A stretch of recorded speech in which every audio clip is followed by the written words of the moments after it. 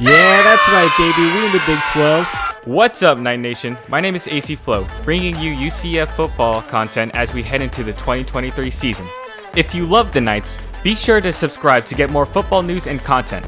There will be a lot more as we get into the football season, which is only in 61 days. Before we get into the video, I would just like to point out the astonishing feat UCF has accomplished. We are the fastest growing university in both enrollment and football in the Power 5 world. As the youngest university and the only school to go from D3 to Power 5 play in the nation, the history of UCF is truly inspiring, and I can't wait to see what we do in the Big 12. Now, on with the video. Touchdown, Isaiah Bowser! Oh, what a great catch by Justin Hodges. Jumps up and launches. He gets decked at the 30-yard line. To the 5, the 50, touchdown! During this drought of college sports, there haven't been many things to watch as we go into July. However, this doesn't mean football is at a resting point. Recruiters are frantically trying to get kids to play for their respective colleges, and UCF is no different. While these recruiters are focused on the 2024 season, I want to go ahead and give you guys a preview of the newbies heading into the fall. We'll start with the defensive side of the ball, with an offense-oriented video releasing within a week. UCF went wild in the recruiting portal, recruiting 3 4-star recruits and 12 3-star recruits to create the highest recruiting class ever in UCF history. The highlight of the 2023 players is easily John Walker, the highest recruit to ever sign with UCF. So far, that is. This 4-star top 100 recruit had the opportunity to go anywhere, with official visits to college football powerhouses like Florida, Michigan, Ohio State, and USC. Yet, he chose to stay close to home and play for our Knights. This defensive lineman has shown great promise for the Knights, totaling 46 solo tackles, 16 tackles for negative yards, 9 sacks, 4 pass breakups, and 2 forced fumbles at Osceola High School, a Florida team that made it to the Final Four of their division in Florida. As the 9th best D lineman in the country, he's a force to be reckoned with, and many expect him to be a starter as a true freshman, which says a lot about the talent and potential he has. Next on the list is Andrew Harris, also a 4-star from the Central Florida area. This top 200 recruit was initially split between us and Maryland, along with his brother Michael. However, come signing day, the twins decided to split paths, taking away a full pair of top 300 prospects.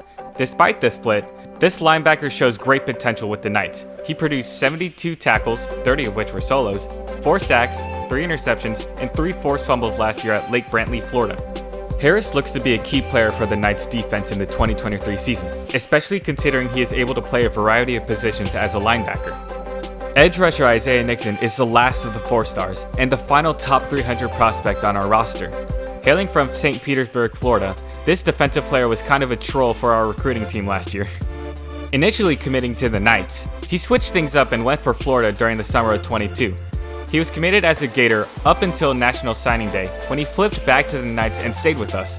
During his senior year at Lakewood, Florida, he made 56 tackles, 13 sacks, caused 5 fumbles, and 3 fumble recoveries. With the D-line being one of the most questionable positions for the defense, Nixon could be the guy to stop the offense from running through our guys. Sticking with the edge players, we have Kaven Call, who picked the Knights over the Gators. However, it wasn't much of a competition. He produced 51 tackles, 8 sacks, 3 forced fumbles, a fumble recovery, and 2 blocked kicks as a senior. While these numbers are solid, what's even more impressive is Call's contributions to his former high school, Apopka, also in Florida. While at Apopka, Call assisted in propelling the school to the state title game 3 out of the 4 years he was there.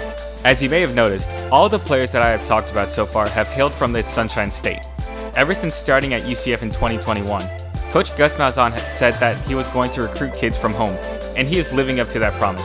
Out of the 15 recruits, 11 of them come from Florida, with 9 of them reigning from the I-4 corridor. But that's not the case for our next guy. Coming from the Peach State, we have the final newbie edge rusher, Troy Ford Jr. from Savannah, Georgia. He produced 79 tackles, with 8 for loss of yards, 7 QB hurries, and 1 QB sack. Additionally, at Calvary Day High School, he led the Cavaliers to the quarterfinals of his regional championship. Next up, we have linebacker Andrew Rump, who reigned from Palmetto, Florida. UCF had some competition for Rump, with P5 schools such as Maryland and Indiana also in Rump's top 5 choices.